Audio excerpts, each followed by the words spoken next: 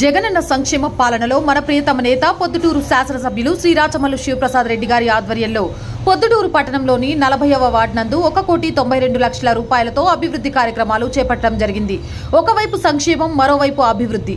40వ వార్డులోనే నిరుపేద కుటుంబాలకు 19,48,04,455 రూపాయలను మన జగనన్న సంక్షేమ రూపంలో నేరుగా ప్రజలకు అందించడం జరిగింది. హనుమాన్ నగర్ వీధిలో 47,24,000 రూపాయలతో నూతన సీసీ రోడ్డు మరియు కాలువలను అభివృద్ధి చేయడం జరిగింది. బాలాజీ స్కూల్ వీధి నందు 18 లక్షల రూపాయలతో నూతన సీసీ రోడ్డు మరియు కాలువలను అభివృద్ధి చేయడం జరిగింది.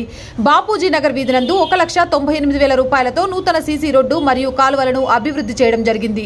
బూర్సాదు మఠం వీధి నందు 14,05,000 రూపాయలతో నూతన సీసీ రోడ్డు మరియు కాలువలను అభివృద్ధి చేయడం జరిగింది. చౌడేశ్వరి నగర్ వీధి నందు 27,42,000 రూపాయలతో నూతన సీసీ రోడ్డు మరియు కాలువలను అభివృద్ధి చేయడం జరిగింది. బృందావనం కాలనీ వీధి నందు 31 లక్షల రూపాయలతో నూతన సీసీ రోడ్డు మరియు కాలువలను అభివృద్ధి చేయడం జరిగింది.